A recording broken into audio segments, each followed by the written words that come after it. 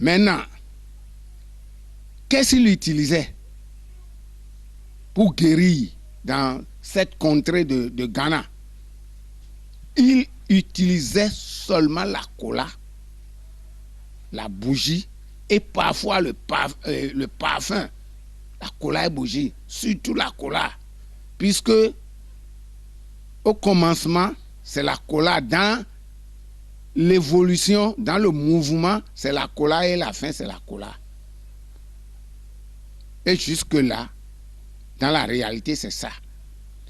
Donc, il est resté pendant longtemps là et il est parti à Koumassi, une ville cosmopolite de l'actuelle République ghanéenne. Donc là, les Béninois, pas immigration, les Béninois, les Togolais, les voltaïques, c'est-à-dire les gens de la Burkina Faso d'aujourd'hui, qui sont des Morsis très nombreux à cet endroit en ce moment-là. Les Ivoiriens, pratiquement même les Européens, étaient tous là en quête de l'argent parce qu'il y avait de l'or et on exploitait l'or. Il fallait aller au Ghana en ce moment-là chercher de l'argent. Donc, il était là, prophète Hicham, Mama Seibou, parce que il s'appelle Mama Seibou, parce que son papa s'appelle Mama Seibou. Lui-même, prénom Hicham. Arrivé dans cette contrée ghanéenne, les gens l'ont appelé Kossi. Parce que je ne te connais pas et je te fréquente, je collabore avec toi. Ils lui ont donné le nom de Kossi. Kossi, c'est un nom universel. C'est le jour de sabbat, le jour de repos de Dieu, dimanche, que nous appelons en français. Donc, ils lui ont donné ce nom-là, Kossi. Et Adja Kwesi, jusque-là, il y a beaucoup d'explications autour de ce nom. D'autres, Adja Kwesi signifie l'homme miraculeux, l'homme, le demi-dieu du moment, qui essaie de sauver les âmes meurtries, ensorcelées. Donc, c'est un demi-dieu. D'autres disent que Adjara, les Morsis, c'est le chien. Et je vais aller chez le prophète, le monsieur qui guérit en utilisant le chien, à ce niveau-là. Après, il s'est rendu à Accra même, la capitale politique, je vais dire, parce que Koumassi était la capitale économique même du Ghana en ce moment-là. Il est venu à Accra. C'est de là qu'il a vu un pêcheur du nom plus tard de Toyin Viadji, qui est situé, c'est un Togolais, qui est situé entre Ghana et Togo. Et le village, on appelle le village Conro. Donc, il s'est installé là. Et en 1900, quand vous allez maintenant là-bas, vous pouvez vérifier, il a installé le tronc à ce pêcheur-là qu'il a appelé Toyin.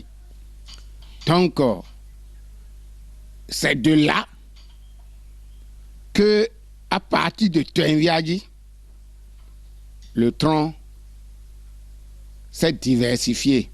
L'origine de tronc, sa nature, d'où vient le tronc. Donc le tronc n'a pas d'origine, mais le Glovodon, le Pévodun, Pédotokwe Zoréme, lui, il a d'origine et il vient d'Égypte. Son prophète, celui qui nous a enseigné cela, est d'Égypte. Et il s'appelle Mama Seibou, Hicham. Et par surcroît comme pseudonyme Adja Kwesi, dans le pays ghanéen. Glo Vodun, Pétor Deka, Outron Pétor Deka, j'ai dit tout à l'heure que on ne fait plus une distinction, on appelle seulement. Donc le tronc Pétor Deka et le tronc Pétor V a actuellement vraiment des divergences impossibles. Et ça va finir. Parce que la vérité tombe toujours. La vérité est lumière. Et quand la lumière, l'obscurité tombe, ça signifie que quoi? Le Pétor Deka, c'est le 1. Le Pétor Deka, c'est le 1. Le 1, c'est l'universel. Le 1, c'est le pouvoir universel. Je dis bien le pouvoir universel, l'esprit infini. Le 1, c'est Dieu, qui est très proche de Dieu. Donc, à qui Dieu a confié pratiquement tous ses pouvoirs, sauf le pouvoir de la création, sauf le caractère Saint-Esprit. Dieu est Saint-Esprit. Donc, le Pétor 1 est très, très, très proche de Dieu. Et il a tous les pouvoirs pratiquement. Les pouvoirs de Dieu lui a confié tous les pouvoirs pratiquement. Et c'est pourquoi il gouverne et commande tous les esprits planétaires de l'univers. Ça, c'est le Pétor 1, ça. Vous voyez ce que je dis? Et ce Pétor 1, c'est le prophète Hicham Adja Kwesi qui nous a amené ça. Il a pratiqué ça au Ghana. Et j'avais dit que au départ, c'est la cola. Dans l'évolution, c'est la cola. Et la fin, c'est la cola. Il utilisait aussi la bougie pour pouvoir créer une relation, ouvrir une porte entre l'au-delà et nous les hommes, entre Dieu et nous les hommes. Donc, c'est pourquoi il utilisait la bougie. Parfois le parfum, parce que beaucoup d'esprits saints aiment le parfum. Donc, le Pétor Deka, c'est ça. C'est ça que Adja Kwesi a mené. Pas autre chose. Père fondateur de la religion Tron, c'est le Pétor Deka qui l'a amené. Maintenant, quand il a installé ça à Tenviadi, à Zola, voilà. À Zola, frontière entre Ghana et Togo, c'est Zola. Je reprécise ça. Donc, quand il a installé le tronc à Tenviadi a commencé par faire des maîtres et des grands maîtres, des dignitaires, des grands dignitaires. C'est ainsi que, pour raccourcir un peu les choses, il a trouvé un certain Kodjo Kouma qui utilisait les Gambada, les Chigali et les Kenessi, etc.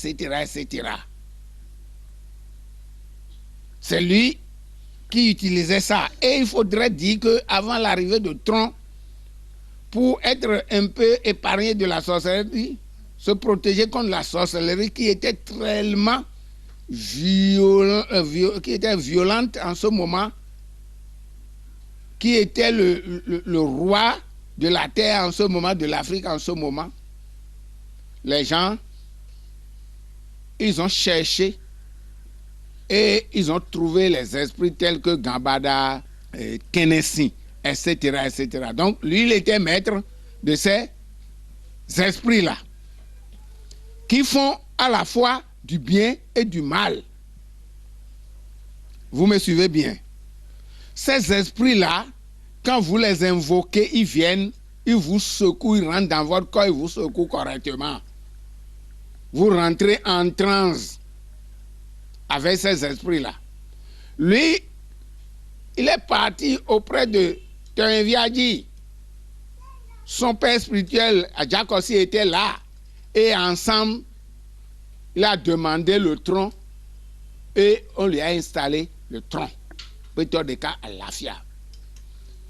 Maintenant, il n'a pas laissé les anciennes pratiques malsaines, malins, en quelque sorte, ça dit qu'ils sont à la fois bienfaiteurs et malveillants. Et il a commencé par utiliser, il a commencé par donner ça aux gens. Est-ce que vous voyez ce que je dis? Et au Dahomey, d'alors au Bénin d'aujourd'hui, en ce temps, c'était le Kenesin, c'était le Gambada, le Afionhuichi, qui ont des noms. C'est ça que nous autres utilisions aussi ici.